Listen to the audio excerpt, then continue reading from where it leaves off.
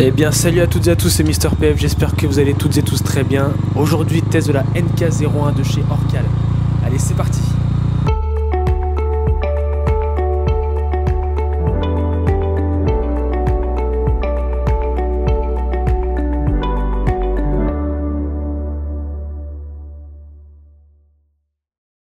Alors comme je sais que depuis ma toute dernière vidéo qui datait d'il y a un peu de temps, mais bon, sur quoi penser des motos made in China, vous êtes devenus assez tatillon quant à savoir l'origine de la moto, l'historique de la marque, où est-ce qu'elle est fabriquée. Donc je vais tout de suite vous présenter globalement et rapidement la marque, la moto, et ensuite on passera sur les caractéristiques de celle-ci.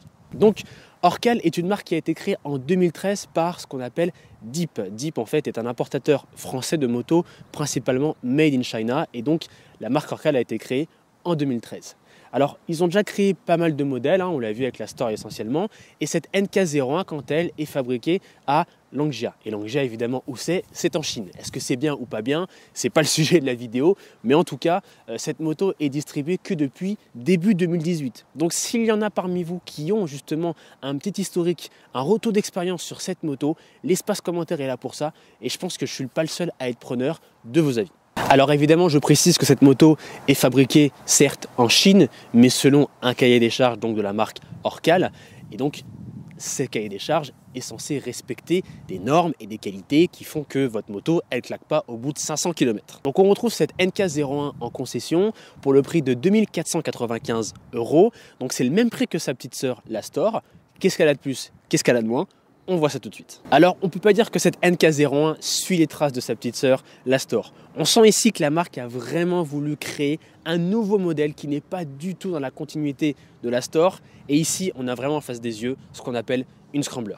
On a un phare rond avec ses barres de protection à l'avant qui lui donne un look d'enfer, un guidon bien large, un sabot moteur qui est au passage très pratique quand on a un lève-moto, une barre de maintien passager et une ligne d'échappement à l'ancienne. Bref, on a ici tous les ingrédients réunis pour parler d'une véritable Scrambler au look affirmé. Allez, attaquons la partie confort de cette NK01. Alors, premier point qui est non négligeable, c'est sa hauteur de selle qui est de 755 mm. Ce qui fait qu'on a vraiment une moto qui s'adapte à une majorité de gabarits. Bon, c'est sûr que si vous faites 2 mètres de haut, ça va être un petit peu compliqué. Mais globalement, ça sera quand même super agréable pour les personnes de taille moyenne parce que, notamment dans les bouchons, vous aurez les deux pieds bien à plat.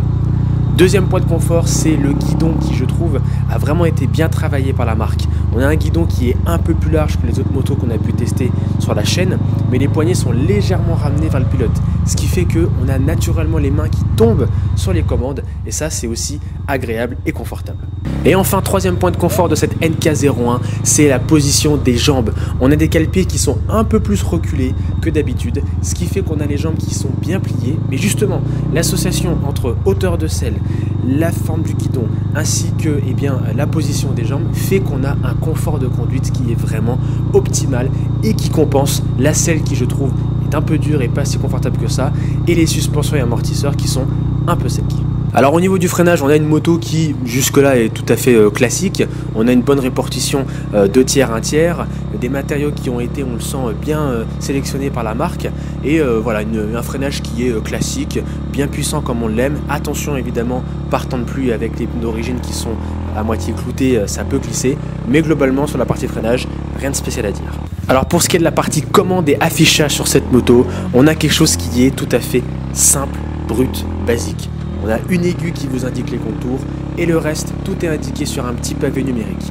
Alors point très positif par rapport à ce petit pavé justement, c'est que peu importe l'exposition du soleil, vous pourrez lire de manière confortable, agréable, facilement lisible ce petit pavé numérique. Et ça, c'est un petit plus pour la marque Orcal. Alors on retrouve bien sûr les informations classiques d'une moto moderne, niveau d'essence, rapport d'engagement affiché et bien entendu kilométrage journalier. Allez, passons maintenant aux caractéristiques du moteur, la transmission et l'autonomie de cette moto. Alors première chose que je tiens à noter pour cette moto, c'est quasiment l'absence de vibration. On est sur un modèle, sincèrement, j'avais l'impression de rouler sur un stabilisateur DJI tellement il y avait peu de vibrations. Alors oui, une moto, ça vibre, on est d'accord, il reste des vibrations, mais je vais être franc avec vous, c'est la première fois que j'ai une moto avec si peu de vibrations en roulant. Autre point distinctif de cette moto, c'est vraiment son bruit. Elle a un bruit, mes potes, j'ai jamais entendu ça sur une 125. On dirait, je sais pas, on dirait une vieille moto des années 50-60 avec vraiment le truc qui pétarade. Mais sincèrement, ils ont vraiment travaillé le bruit. Ça lui donne un style, mais génial. J'ai roulé tout à l'heure en ville, tout le monde a regardé, tout le monde s'est retourné en se disant, je pense, c'est une 125, c'est plus gros. Franchement, elle a un bruit d'enfer.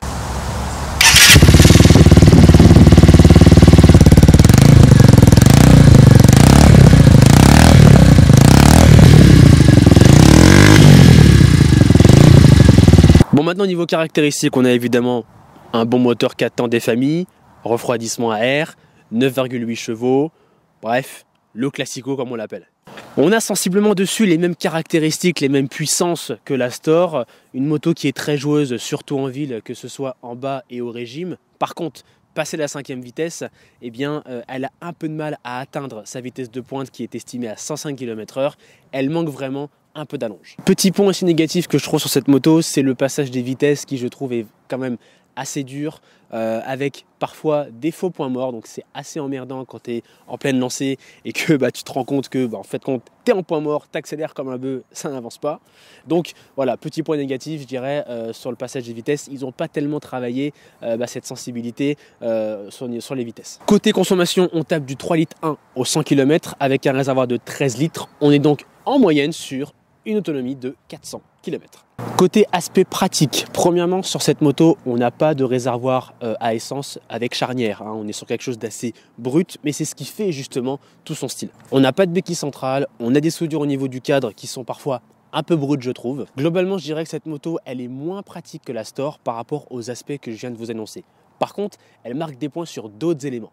On a un peu plus de place sous la selle, ce qui est quand même plutôt toujours pratique, et surtout on a une prise USB à l'avant gauche juste au niveau du phare, et ça c'est pas mal quand vous faites pas mal de routes, quand vous avez un GPS à brancher ou que vous avez tout simplement plus de batterie, et au moins vous avez une batterie portable. Donc tout ce que je viens de vous montrer et de vous expliquer, ça tient sur 126 kg, donc c'est quand même pas trop mal, mais franchement rapport poids-puissance, on est bien. Alors globalement les plus de cette moto, c'est le look scrambler, la sonorité, la prise en main, le freinage et le port USB qui est présent. Au niveau des points négatifs qu'il faut retenir pour cette moto, eh bien, ce sont des suspensions qui sont un peu sèches, des structures de cadre qui sont un peu brutes, des rapports de vitesse qui sont parfois un peu durs à passer, mais globalement, elle déchire.